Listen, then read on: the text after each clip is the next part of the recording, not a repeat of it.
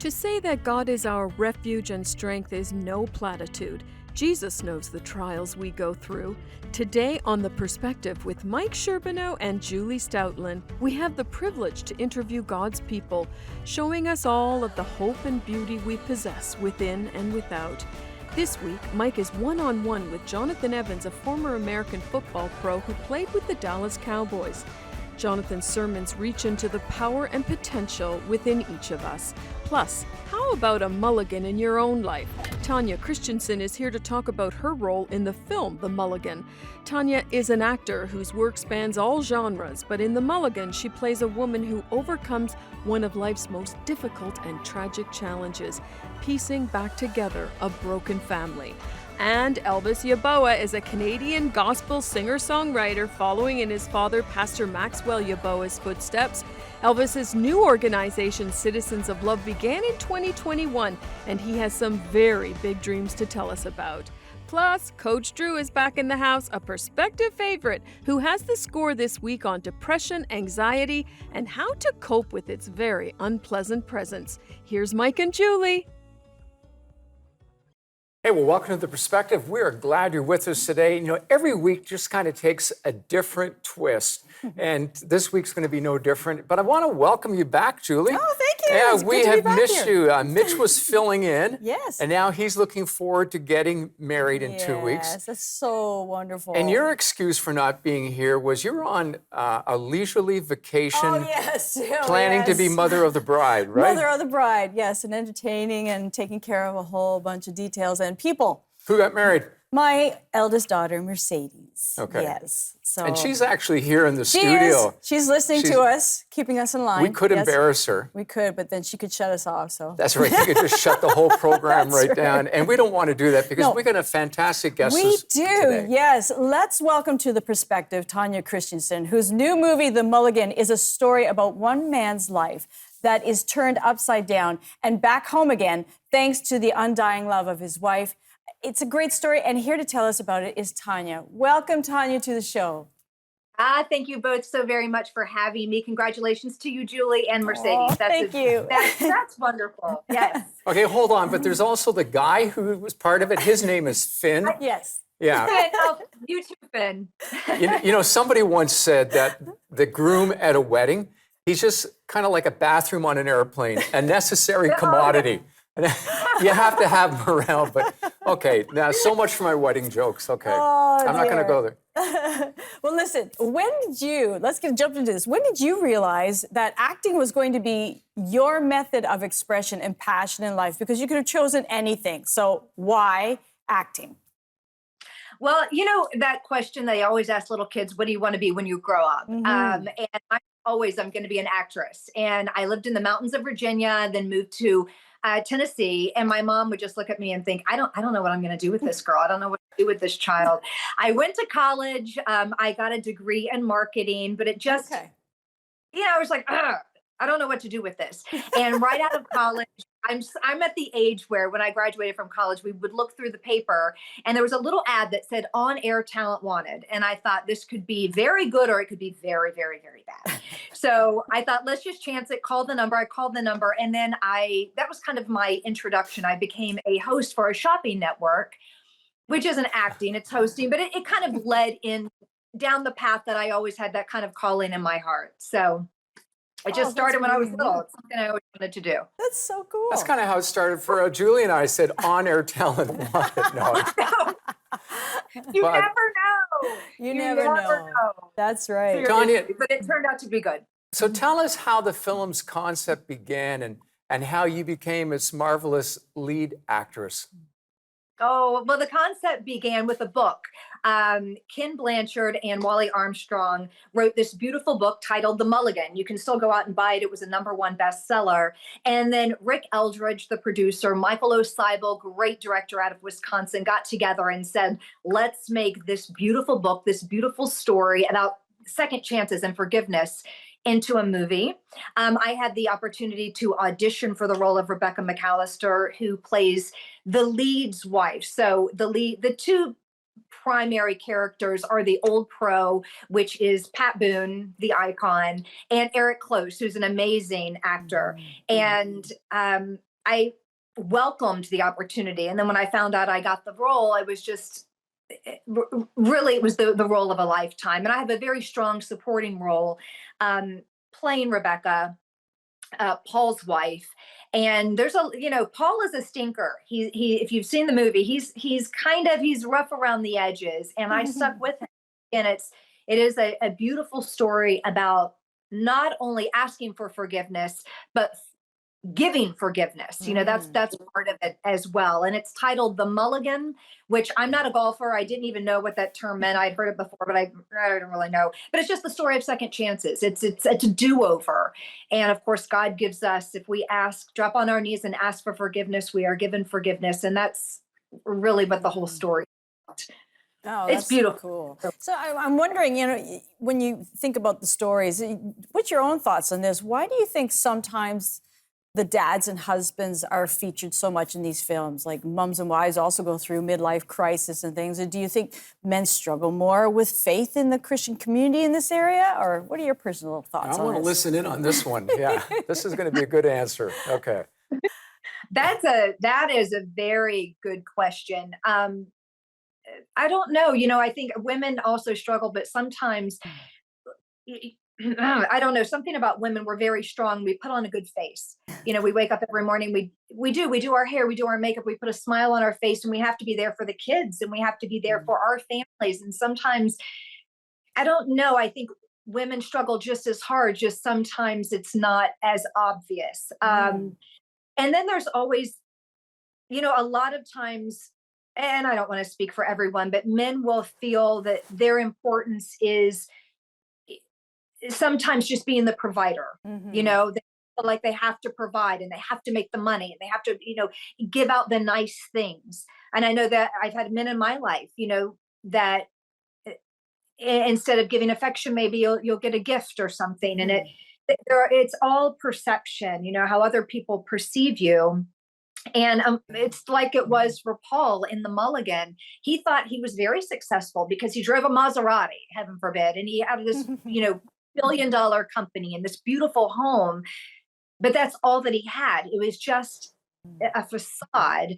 And the inside, it was like a house of cards on the inside. He was really crumbling. He had no relationship with his wife. He had no friends.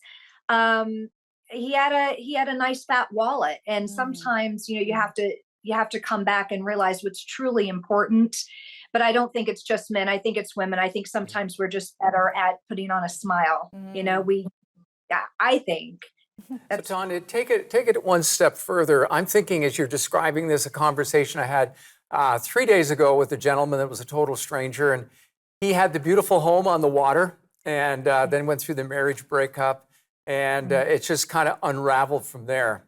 And while we're not going to dwell on his story, as you think about The Mulligan, what do you think was the huge spiritual takeaways? What was so significant, especially from your perspective? I would have to say it would be to never give up, to always have your faith, to continue to pray. And that's what Rebecca did for Paul. She was a member of a prayer group with her friends. She surrounded herself with positive, God-loving people and continued to pray for her, not only her marriage, because sometimes that doesn't work out. Sometimes unfortunately it doesn't, but she continued to pray for the man, for Paul, because she knew he was a very good man. She continued to pray for the relationship of Paul and his son, because that's very important. If the marriage does not work out, let's just pray that the relationship of a father and son, or a father and a daughter, that the parent and the child can work out. So she continued to have her faith, continued to believe, continued day after day to pray.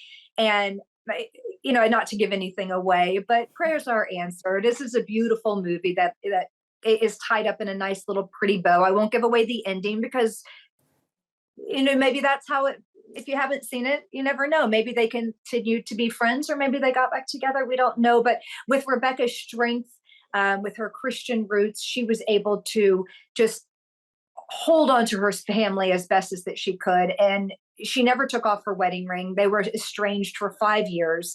And that's something that she always she always hoped for that, not only that happy ending, but that her husband would also come to know the Lord, because he had definitely pulled away. And it's a beautiful story that I think everyone will be able to find their character. And I love that. We need stories like that. We need to see hope, and I think The Mulligan is definitely a perfect example of that. We're going to take a short break, so we have so much more to talk about, but stay with us, everyone. We'll be right back.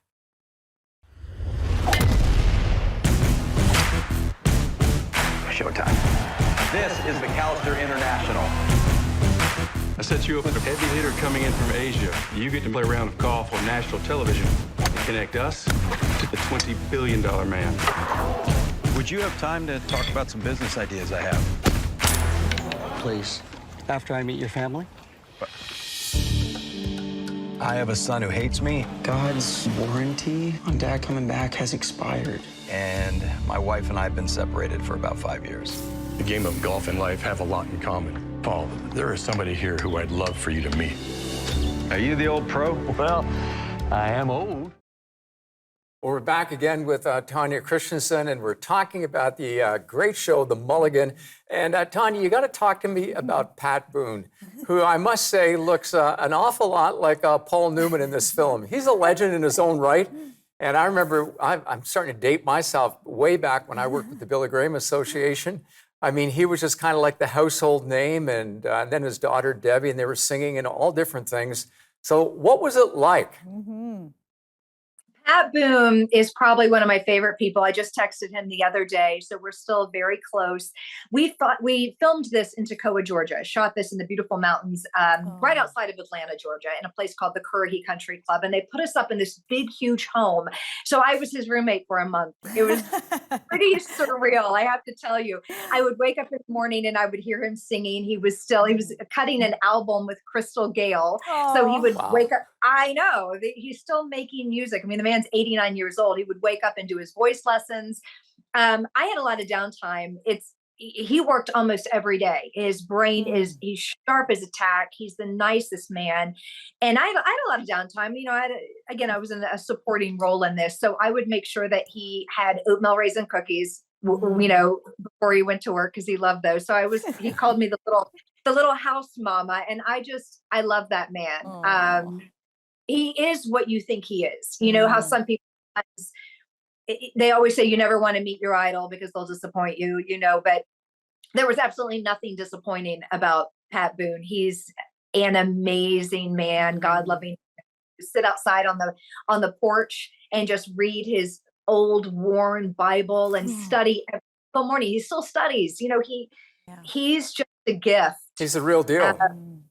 He is the real deal. That's for sure. And what a wonderful example of someone who, you know, his music, his acting, then his passions, and he's following it all the way through, because it's not work, it's his life. And I think that's a wonderful example to all of us, whatever we're doing. If we're doing it with passion and love, it's not work, it's our life. And on that note, you have an impressive portfolio in the film, and don't shy away from any roles. Tell us about acting in the film The Hate U Give. Oh, that was something special. That's a powerful movie as well, dealing with racism, and it's just that one really. I was, again, a small little role, but it was very important. It was the pivotal part of the story where everything kind of turned, and I play a reporter who just asked the hard questions. It was one of my. I've done a lot of television commercials and things, but that was one of my first films that I landed that actually made it to the theater. And after that, it was exciting. And then that led to I Still Believe, which is the story of Jeremy Camp's life, the Christian rock star. And I played Jeremy's mother-in-law in that movie. And that was the very first, based on a true story film that I had ever done. That I lived in a month in Alabama shooting that. So I've had the opportunity to be part of so many great things. And I'm also, I started off as a host on the Shopping Network, and I still do that now. I'm at Home Shopping Network up in St. Petersburg, Florida.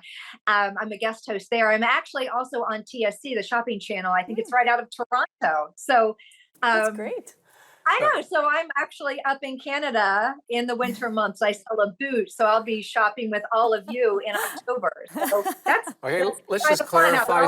We're going to clarify something. I'm not sure that you and I are going to be shopping. I'm going to try to keep my wife away from doing that as well. Have her tune in. I'd love to Tanya, talk with her. you were saying something as you talked about different roles. And, we often come back to the whole thing of what is my purpose and how do we define it? And in a recent interview, you said of the Mulligan that if one person who lost their faith or is sitting on the fence and gets turned around by the movie, then your job is done. Can you explain that? And then just tell us briefly about your own journey of faith. I was actually talking about this with the casting director, Mark Cannon, and we were just talking about the film. And he said, if there is just one life that is brought back, if there's one life that's turned around, just one, like you said, then the entire movie, we're done. And I know it's touched more than one life, because when I was sitting in the theater for the first time, I had people coming up to me and they said, I didn't want to come. My wife made me come, or my child made me come. I didn't want to be here. And they had tears going down their face, like tears going down their face. And then I saw it again. And there was a man that came up to me and said, this is the third time I've seen it. And every single time it hits me differently. And that's why we do this. I'm an actor, so I do both secular films and Christian movies and television as well. That's where I would love to be, but we'll get there at some point. But right now I kind of have to take scraps too. But whenever we can do these movies or films or just any project at all that touches someone's heart, even just opens it up a little bit, maybe opens up the conversation. I feel like we're just doing God's work, and I'm very fortunate. I grew up in a Christian household. So it's what I've always known. I'm very blessed to have beautiful parents that took me to church and showed me, the importance of going to church and belief. But now, and that's also where I started everything on stage at church. So I would always do the plays and all of that. So that's kind of where all of that started, my true passion. But, as I continue on, now I'm an adult and I can't just rely on my upbringing. Dig a little deeper, in the ground. And I've just shared that along with my children and my family as well. So it's wonderful that you have a Christian foundation and you've had parents that have been able to raise you. So obviously that's so much positivity. So in that, can you think of what has been one of the highest, what's the highest and the lowest moments in your life so far? And how has your faith been a part of those times? Oh, the highest would have to be, I have a daughter and a son, so it has to be the birth of my children. We know if your parents, there's no better joy than the miracle of life and having that baby right on your chest. So I have a daughter that's 20 and a son that's 15, and those are the highlights of life. I've been very blessed I'm blessed. I don't have a lot of trauma. My mother-in-law did just pass away about a month ago. He was such an important person in my life. They're just little nuggets. She's just such a beautiful Christian woman. And she would say things like, I'll never forget. I'd say, woo, we are lucky. And she was like, you're not, no, you're blessed. Yeah. I was like, you're right. And I was like, come on, kids, church, let's go. And she goes, you don't get to go to church. You don't have to. I go, we have to go to church. Let's go. And she goes, you don't have to go to church. You get to go to church. It's those, those nuggets. Yes. I'm like, God, you're right. That's never huge. say, and I wake up in the morning and I say, I get to go to work. I get to take my kids to school instead of going, come on, get in the car. We got to go to school. If you just change your words, it changes everything. I get to get up. I get to spend the day with my kids. I get to go to church. I get to go to work. I get to speak with you two. Every day's a gift. And I think it's those little words that can turn things around. So my family's my highlight. And again, I'm blessed to not have a lot of dark trauma. I don't really have a memoir to write, It would be and that is amazing in itself. That is amazing in itself. I know I have live a very blessed life. There are always highs and lows. I'm a child of divorce. So there was some stuff when I was in high school. My parents split up. That's, things like that. But I think that's everybody. We all have something. You go through things. And it's how we choose to that's life. How are we, what are we going to do with this piece of life that we're handed? Do we get to do something with it, or do we have to do something with it? That's so true. Tanya, you said something about, we have to go through life. And I think one of the neat things about the Mulligan is that it gives people a different perspective, a fresh perspective on how to get through life. And we just want to thank you for coming on the program today, sharing a bit of yourself, giving us a little insight. It just creates a whole lot more interest. And we wish you God's very best in the days ahead. And I thank you. Thanks so much for joining us today. Oh, I was happy and honored that you even asked me to be here. So I'm really, and if we could just spread the word, like everyone just go see the movie. There's so many ways to see it. TheMulliganMovie.com. And then I don't enter, in Canada, you'll just have to see how you can order it and stream it. But if you could just see it and pass it along, I think that everyone will be able to find their character and figure out, I just think it's a good thing. Absolutely. Thank you so much again. Stay with us, everyone. We'll be right back.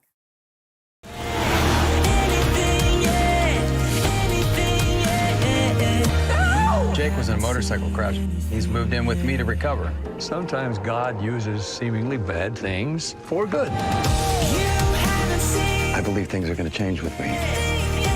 With us.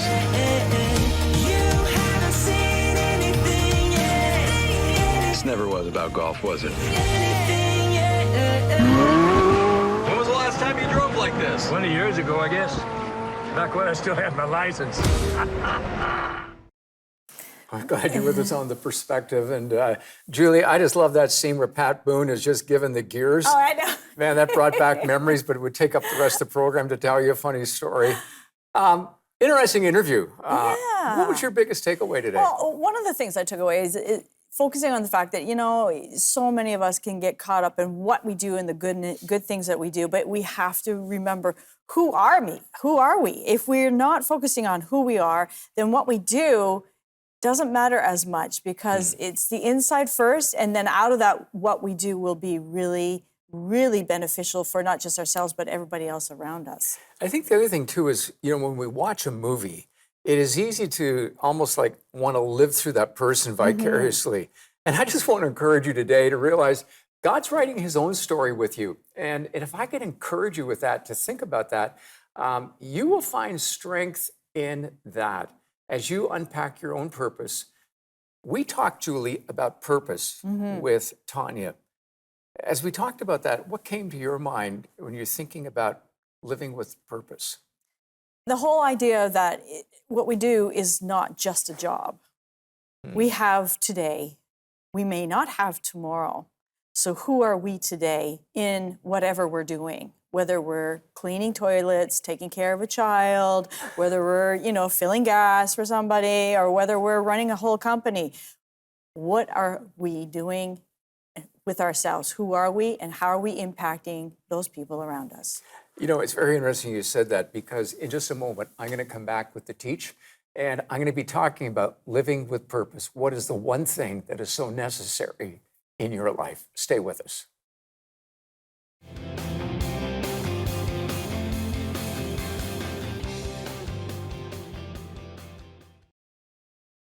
One of the words that came up on different occasions through the interview today was the word purpose. And as you begin to think about the purpose for which God created you, what are you coming up with? Let's think about it as we pack belongings for a trip. I remember when our kids were small, how do you pack everything that you think you're going to need? How do you cram it all in for that vacation of a lifetime? But what about the trip of a lifetime? What about the journey that you're on right now? What is the one thing? Remember playing that game at school, if you're on a deserted island, what is the one thing that you absolutely need that you can't do without? Maybe we need to do that as we ponder life, and as we're going through life, what is the one thing that we desperately need? Scripture talks about one thing in a variety of ways.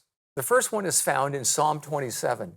And David, who is the giant killer, the king of Israel, he writes this: "One thing I ask of the Lord, and this is what I will seek, that I may dwell in the house of the Lord all the days of my life, to gaze upon the beauty of the Lord and to seek him in his temple." He said, one thing I really want. The man who had everything at his fingertips is saying, what I long for more than anything else is a relationship with Jesus. I want to know his presence in my life. You can take everything else away, but at the end of the day, do you have that relationship? And David knew that that was critical in his life. He says, the one thing I'm asking for, he says, God, is to know your presence. Have you asked God today to reveal himself to you?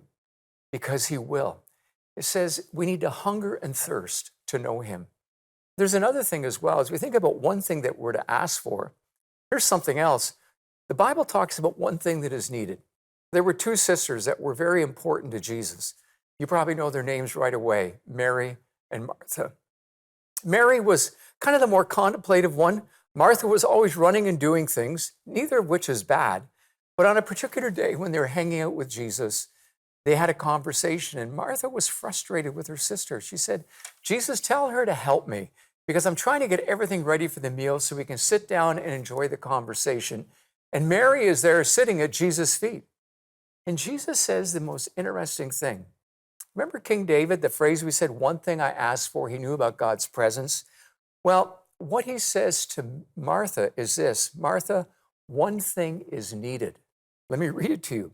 Jesus said, Martha, Martha, the Lord answered, you're worried and upset about many things. They're trivial things. Not that they weren't important, but for the moment, they weren't the key thing. One thing is needed, and Mary has chosen what is better, and it will not be taken away from her.